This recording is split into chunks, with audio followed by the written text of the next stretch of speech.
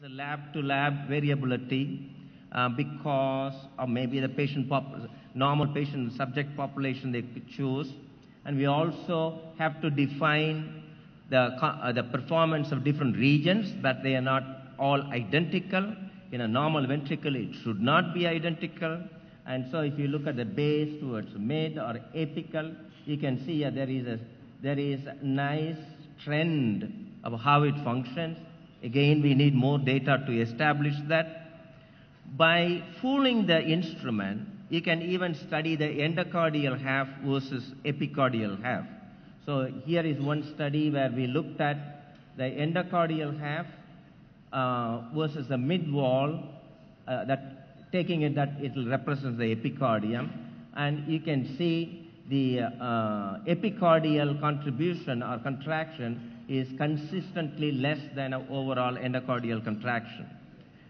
Potential clinical applications. I have to say potential because we still need data. And this is one individual who had a recent myocardial infarction. And you can see in these maps which area is not thickening well or contracting well, as these point out the abnormality in the regional function. This is a patient with ischemic cardiomyopathy with an ejection fraction derived from the speckle tracking was 25%.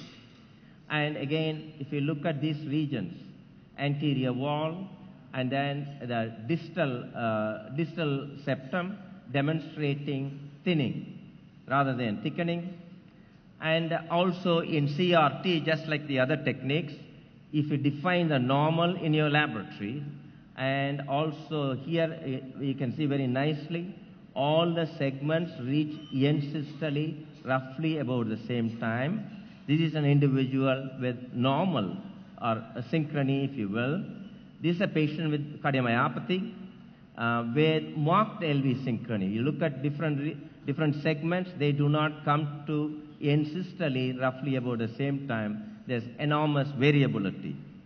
Same individual after CRT, there's an improvement from earlier, for example, from 190 millisecond difference between the segments to a 97. Not perfect, but definitely there's an improvement. We are also looking at patients with hypertrophic cardiomyopathy, whether you can identify abnormalities in the regional myocardial function that would reflect intramural pathology. We don't have the answer yet. The study is still in progress. But the early data, just looking at normal versus abnormally thick segments in the left ventricle, and this is just one example showing somewhat a thickened septum, and sometimes they have regional thickening or increase in myocardial mass in certain other segments as well. And these are just some early data. These are involved segments, that means they are hypertrophied. These are normal thickness segments in patients with hypertrophic cardiomyopathy. This is a reference value of normal subjects.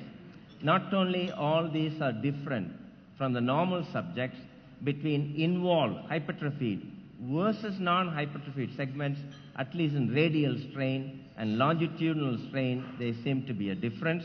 Again, the study needs to be extended.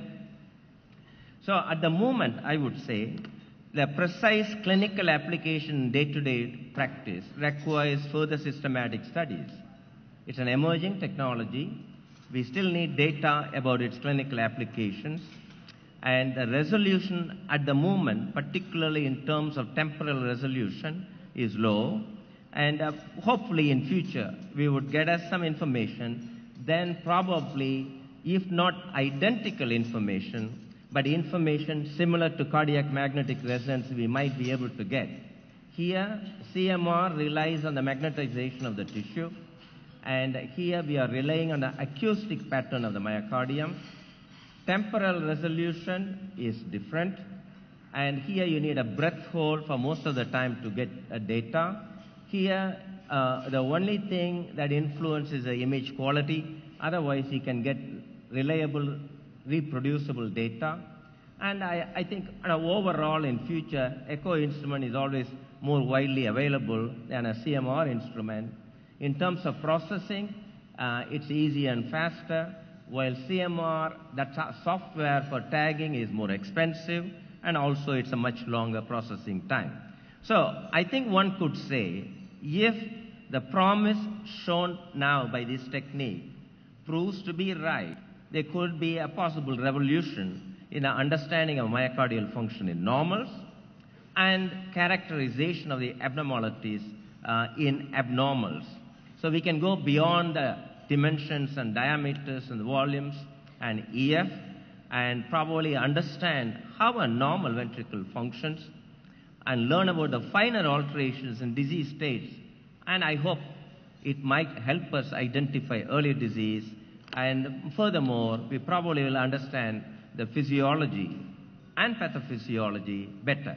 That we'll have to wait and see. And I really want to thank you for your attention.